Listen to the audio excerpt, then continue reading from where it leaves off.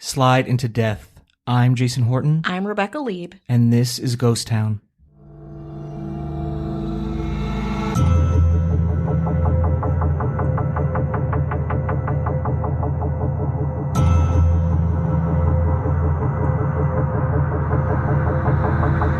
Authorities are still investigating how a waterslide named Verrückt, which means insane in German, led to an inconceivable tragedy for one Midwestern family. On Sunday, August 7th, 2016, 10-year-old Caleb Schwab began the 264-step climb to the top of the world's tallest waterslide at Schlitterbahn Park in Kansas City. In the 18 seconds it takes to ride the slide, the 76-pound Caleb would hurl into the air and emerge from the chute dismembered, to the horror of his family below. This is the story of Verrückt Slide of Schlitterbahn Park, the world's tallest waterslide, its creator, and how it all went horribly wrong. The Kansas City Schlitterbahn was one of the 5 parks in the country, all owned by the same family. There's others in Texas. There's the New Braunfels, the South Padre Island, Galveston, and Corpus Christi. Every year, an estimated 2 million visitors go to the parks, a kind of Texan water Disney World, according to Bonophiles, as Schlitterbahn devotees call themselves. In Kansas City, Schlitterbahn cost $45 for admission, $35 for children. It's a fair amount of money. But even if you don't make it to the park, you can get a good look at the Verrückt Slide from afar. It's 168 feet, 7 inches tall, and it is a monolith of a slide. It's terrifying to even look at the pictures, if that gives you an idea. When it opened in July 2014, it was the biggest attraction at the Kansas City Schlitterbahn. Verrückt means insane in German, and it is. I mean, the ride is taller than Niagara Falls. Here's how it would go down, literally. 3 riders inside a rubber raft would plummet nearly 17 stories on an almost vertical drop at speeds of up to 68 miles per hour. Almost when they got to the bottom, they would shoot up a 55-foot-tall incline that's 5 stories before going down one last slope, finally coming to a stop in the long pool at the slide's bottom. It was the crowning achievement of Jeff Henry, the eccentric genius of the Schlitterbahn family of parks. Jeff Henry co-owned the Schlitterbahn parks with his older brother Gary and his younger sister Jana. At 63, he was a self-proclaimed water showman and considered a kind of water park genius, called, quote, an out-of-the-box visionary of water park designs by Tim O'Brien in his book Legends, Pioneers of the Amusement Park Industry. In 1966, Jeff's parents, a Houston accountant named Bob Henry, and his wife, Billy, moved to New Braunfels, Texas, to a small camp formerly known as Landa. They built a house and renamed it Landa Resort, where guests could stay, eat, and enjoy 2 makeshift slides that went into a nearby river. Gary Henry, the oldest of the Henry kids, was more of an analytics guy. Jana, the youngest, was a fashion merchandiser. But Jeff, the middle child, was hard to deal with. A loose cannon, maybe. He was like a boomer Huck Finn, wearing cutoffs and hanging out in the river, swimming, fishing, canoeing, and eventually giving river tours and patching up rafts for tourists. He also operated a small petting zoo. In high school, Jeff rarely made it to class, and when he did, he would be there barefoot. He would be debating. He was on the debate team, but he didn't turn in homework and did not participate in standardized testing of any kind. According to a family legend, the superintendent then handed Jeff's dad a diploma at kind of the end of his high school experience. He said, "Tell Jeff we're going to let him graduate so that he no longer has to come back to school." So that's kind of the climate of this person and his personality as he grew up. So after high school, or whatever that was, Jeff opened up a kind of retro video arcade bar that he called the Two Bitter Bar and kept working at Landa Resort. There, he noticed that some of the people going down his father's slides were hitting the water too hard. So he invented what he described as a water break, a dip at the end of the slide that slows the guests down. In his early 20s, Jeff was getting more interested in water parks. When he was 22 years old, he visited Wet n Wild and Disney's River Country in Orlando and was completely inspired. He thought his family could do the exact same thing in New Braunfels, and they did. Bob bought a piece of property next door to the land, built a 60-foot replica of a German castle to reflect the New Braunfels town heritage, and called the park Schlitterbahn, which means slippery road in German. Jeff, Gary, and Jana managed the park. Gary oversaw the park's buildings and finances, like a Gary does. Jana did marketing, and Jeff was the chief, Imagineer. It opened in 1979, drawing around 5,000 visitors in its first season, and grew with chutes and raging rivers and rapids and quick drops and all kinds of water stuff for both kids and adults. By 1990, Schlitterbahn was bringing in nearly 500,000 people a year. It had free parking, you could BYOB and BYO pretty much whatever, and everyone really loved the fun, scary rides created by Jeff. The first 2 rides Jeff created were with a surfer buddy he had named Tom Lochtfeld. Number 1 was called Boogie Bahn, where people would surf on boogie boards over a thin, fast-flowing pool. The second was Dragon Blaster, a roller coaster of water using high-pressure jets to push tubers up and around chutes instead of, like usual, sending them down a slide. Jeff then created the Torrent River and Master Blaster, a combined ride that was 6 stories high. That quickly became the park's most popular ride. You might see Jeff wandering the park in the 1990s, bearded, wearing a dirty baseball hat, an old fishing shirt, and muddy boots. When he was in his meetings, he pulled off his boots and propped his bare feet up on the table, usually a joint in hand. In fact, in 1994, he pleaded guilty to third-degree felony drug possession after he was caught with 17 ounces of marijuana. Jeff would say, talking about himself, that he was an eccentric, genius, whatever. He was trying to make Schlitterbahn the best water park in the world. But employees would say that he sucked, and he was universally hated for being an arrogant asshole. In a black notebook, Jeff constantly wrote down ideas for new rides, pored over the history of Roman aqueducts, and studied Jules Verne novels. He sold water ride plans to resorts in the Bahamas and Dubai. In 1989, a water park in Brazil, he created a 135-foot slide called Insano, and at the time it was the world's tallest water park ride. Remember, he might not have graduated high school and definitely didn't study physics or engineering. The fact is, though, he didn't need to have studied those things and he didn't need an education.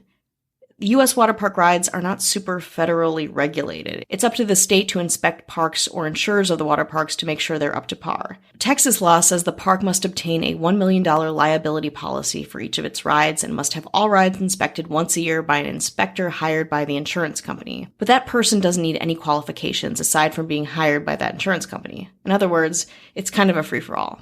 Schlitterbahn was doing okay, though, even better than okay. It was expanding, and in 2006, investors in Kansas City asked the Henrys to build a Schlitterbahn water park there. A real estate investment trust offered to loan the Henrys $174.3 million for the project, and the state of Kansas threw in $200 million.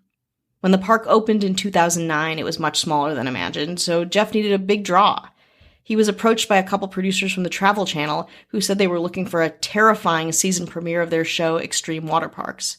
Jeff, out of nowhere, told these producers that he was building the world's tallest and fastest water slide at the Kansas City Schlitterbahn. And then he just decided to do that. Soon, media caught wind of this giant slide. He told one reporter that the Verrückt was an erotic piece of art and would go down in history as the most terrifying ride ever built in a water park. He told another reporter that he conceived of the Verrückt because he could no longer tolerate the thought of the world's tallest slide being in Brazil. Remember, the one that he created? Like you might have seen or heard from us, Jeff's process was very action parky in its modeling, in its endeavor, in the whole process. He relied on a lot of trial and error, sometimes changing his mind about a ride as he was building it and redesigning it on the spot. If the ride wasn't good enough for Jeff, he tore it down and started over. To make the Verrückt work, Jeff and his friend John Schooley, who also had no formal engineering credentials, had to do a lot of math and engineering to figure out how to make the world's tallest ride usable, never mind safe. Although Jeff said he used engineers and architects to help him design it, he also loved his old way of doing things, by just doing them and seeing if anyone or anything got hurt. In a field, they constructed a model Verrückt, throwing cantaloupes and watermelons down it. They next built a 90-foot tall model, about half its eventual size, putting the initial drop at a 60-degree vertical angle.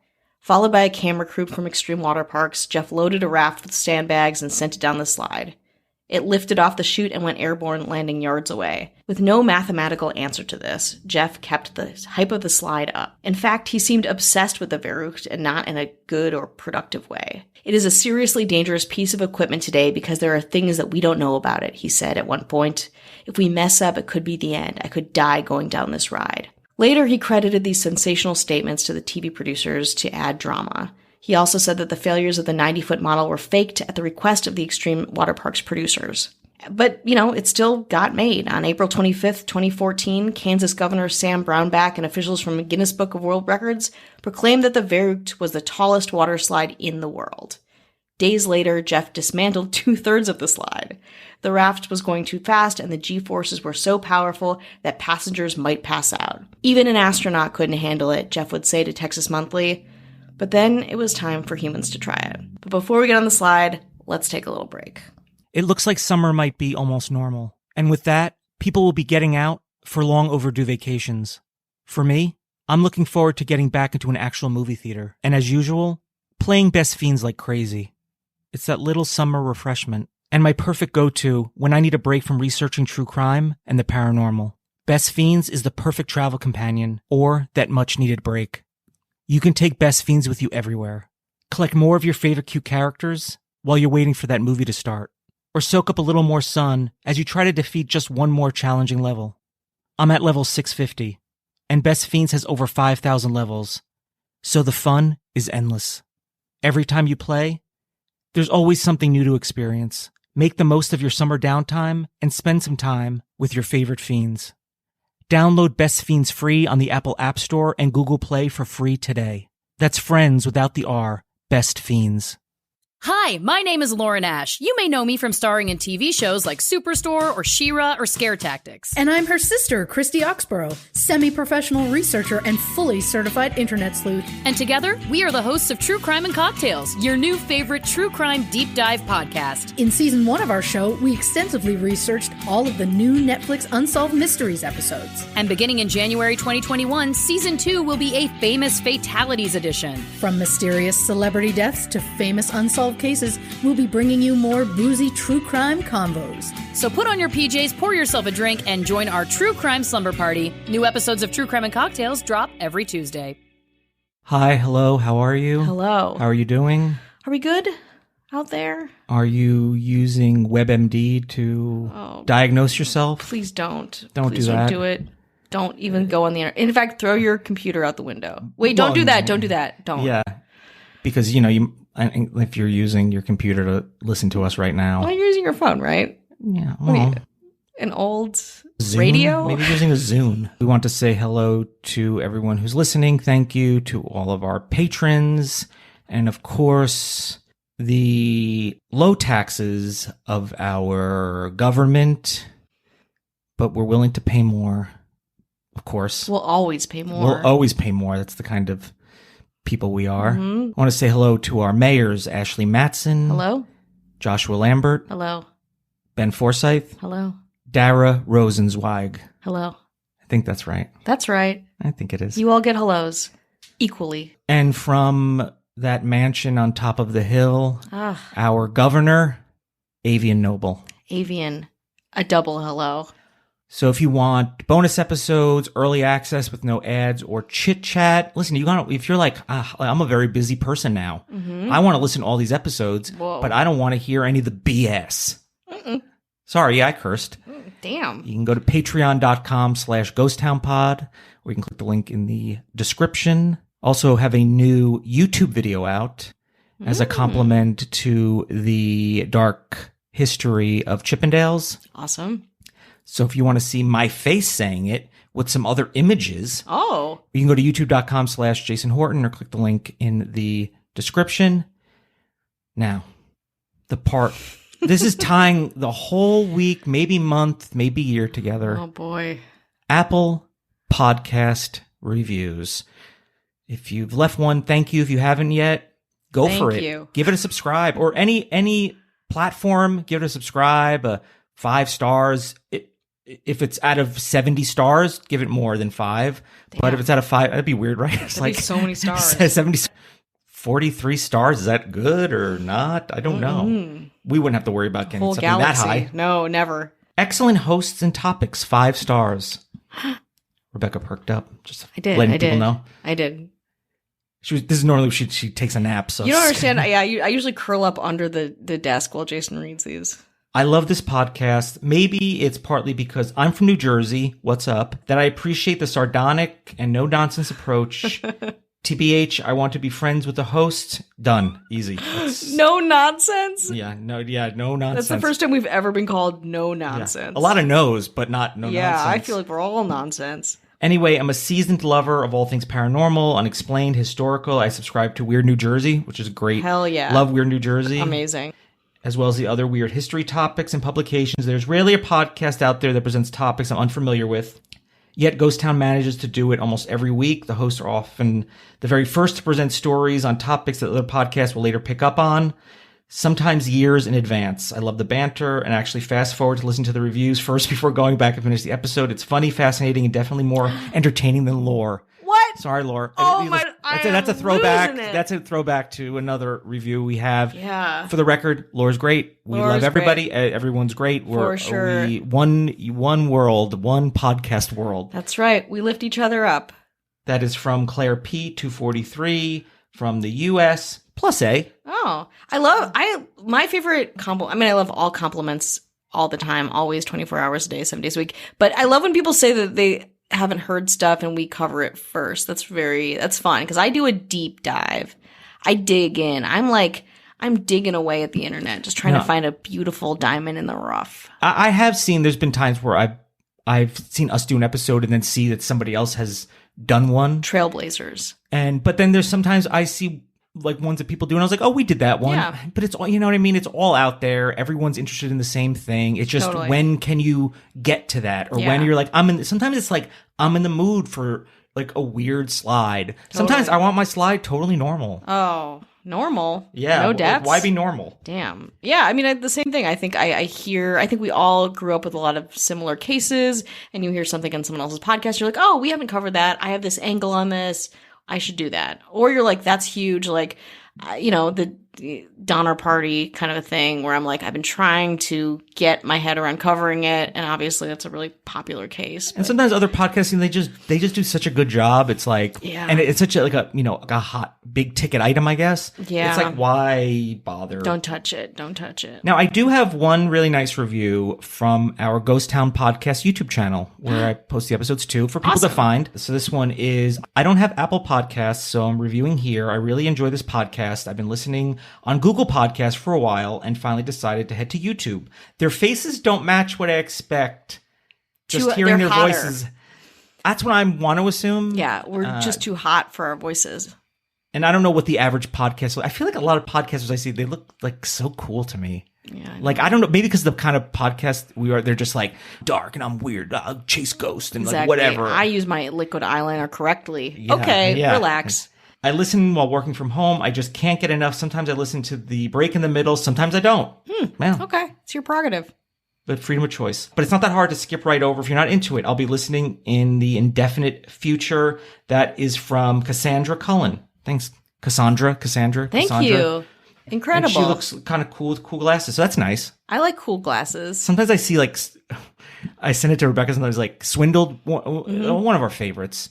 Incredible. Friends of the fam, we're like family pretty much. And we always sing the praises, and they've, a concerned citizen we've met, which is, super cool. It was super cool. Has been very supportive of us.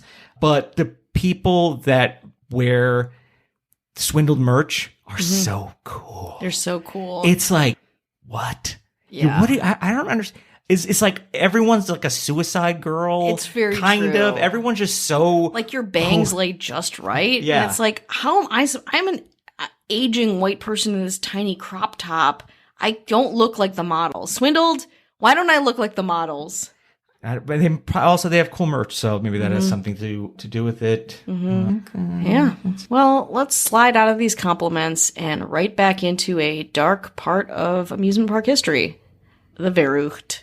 So finally, in June 2014, after several successful sandbag runs, they decided it was time for humans to ride the slide. Jeff Schooley, the brother of Jeff's assistant, and of course Jeff himself, piled into a raft. Jeff notably was wearing cowboy boots.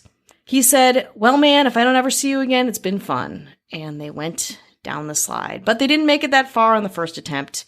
The cannon nozzle misfired and they unceremoniously slid back down to the bottom. But the second time, it worked. Then more and more employees tried it, and on July 10th, the slide was open to the public. Numerous media outlets, including NBC's Today Show and ABC's Good Morning America, were there to document the day. The Verrucht had no age restriction, but a rider had to be at least 54 inches tall, that's 4 feet 6 inches, to ride. The riders were divided into groups of 3 in order to step on a large scale. If the total weight of the 3 riders was between 400 and 550 pounds, they were ready to go. Media interviewed Jeff and Schooley. They were explaining the ride, along with the net that was placed above the chute, propped up every few feet by semicircular poles to keep them from flying out. As they watched one raft crest down the hill, Jeff turned to Schooley and said, "Man, are they hitting the net up there? That boat flew. That boat looked like it flew." Later, of course, Jeff insisted he was being dramatic for camera and not that he had actually seen a raft fly off the chute. And for the next 2 years, there seemed to be no indications that the Verrucht had any problems at all. The ride got so popular that the park officials enacted time slot signups to manage the crowd. Then, on August 7th, 2016, Caleb Schwab and his family came to the park. That day, the Schlitterbahn was offering free admission to Kansas elected officials and their families, along with a buffet lunch, and Caleb's dad, a state legislator, qualified the Schwabs. The 4 feet 11 inches tall, 72-pound Caleb qualified to ride the Verrucht, too. After being weighed, he climbed the stairs to the top of the slide, stepped in front of the raft, and an employee secured him to a seat with a Velcro belt and a shoulder strap. Behind him in the raft were 2 sisters, one 32 years old and the other 25, who lived near the Kansas-Nebraska state line. The raft hurled forward and then downward. After a few seconds, it reached the bottom of the hill and swooped up the second, 55-foot hill. But instead of staying in its fiberglass flume, the raft flew up into the air. Caleb's head collided with a net and a semicircular metal hoop that arced over the top of the slide. The hoop sliced into his neck, instantly decapitating him.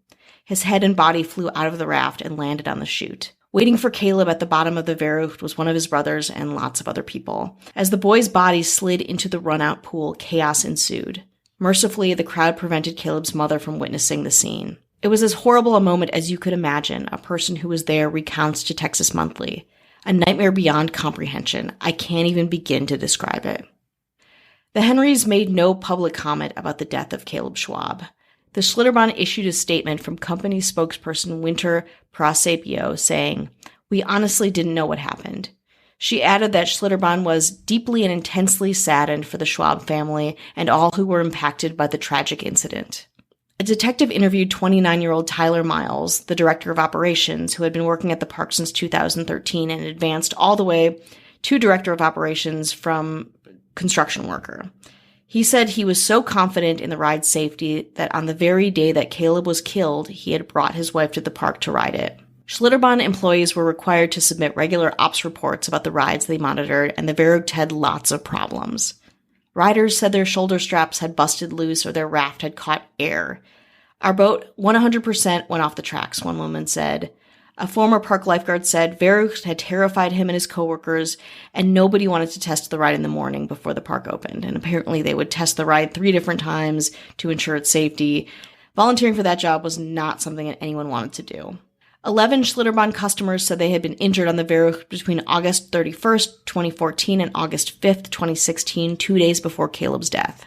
In 5 of the incidents, riders claimed they were injured while their rafts were still in the chute. One rider reported that her head had slammed in the headrest and she sustained a concussion when her raft entered the run-out pool at high speed. In 5 other incidents, riders said their rafts went airborne over the crest of the second hill and that they suffered head, neck, and back injuries when their raft slammed back down onto the chute. Another man said that when his raft went airborne, his face and forehead struck the netting and the metal hoop, causing his right eye to be swollen shut for the rest of the day. A 17-year-old lifeguard said that Miles himself ordered him to write a report that downplayed the severity of the injury. Other investigators found that Miles had avoided or delayed making repairs that would have taken the ride out of commission.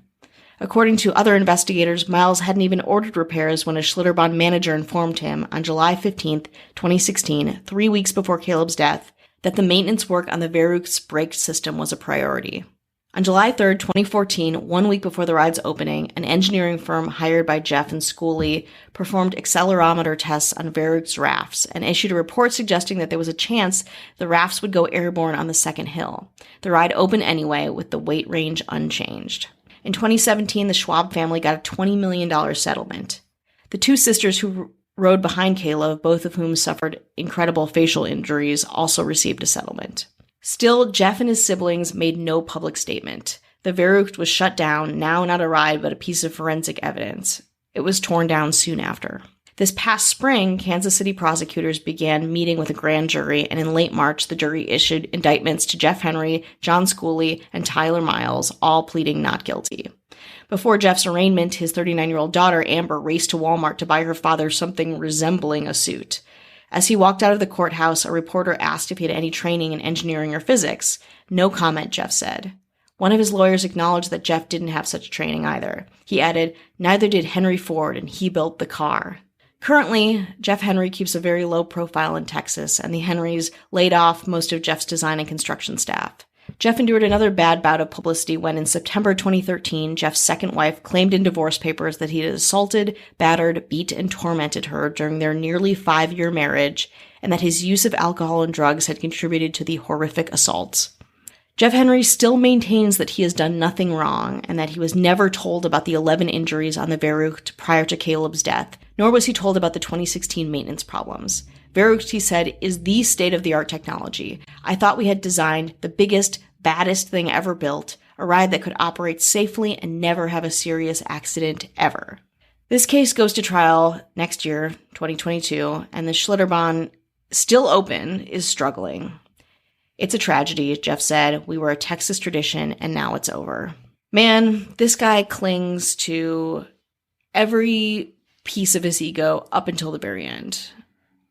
It's hard not to think about our episodes on Action Park. Yeah. But this really shines a light on one ride, and the person behind it, I mean, sounds horrible. Yeah. Like, you want to say, oh, is an innovator in a way, and I'm like, sure. I mean, it's interesting when they mention the Travel Channel, because I feel like that's something that, you're like, oh, let's do some research for the Travel Channel about like crazy water parks and what seems potentially dangerous. So in that sense, as far as being, to create some kind of interesting controversy, that is great. And then when you said it was taking place starting in like 2014, I was like, I expected 1985, 1979. You expect Action Park timelines. Where, now like more modern technology and maybe learning from the past. I mean, the accidents happen at amusement parks. Yeah. They always have and they always will, but this seems like a willfully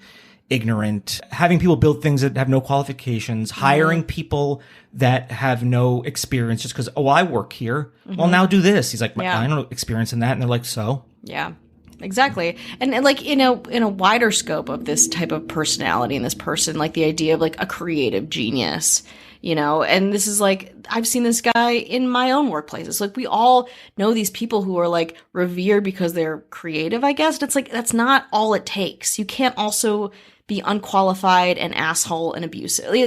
I hope that this is one of those stories that really kind of goes away after a while, this cult of personality, this, type person, because it's like, it doesn't matter. Like, sure, you created some fun things, other people can do that, but you aren't a god, like this just unchecked ego, story after story, just, it's so frustrating. When you have news people that are chomping at the bit to, and that's their job, I get it, or reality shows, Travel Channel type shows. I mean, they want to cover interesting things, and there's people out there, and there's people like us, frankly, that are interested in stuff like this, but of course not at the expense of, I'm sure nobody wants these things to happen. It doesn't help or benefit, but also nobody seems to care enough, or they only want to take responsibility for how great and interesting and light world changing it is. Yeah. I mean, listen, a big water slide is great. Doesn't change anybody's life. It's not like going to bring nations together. No, but it can kill you, and it will.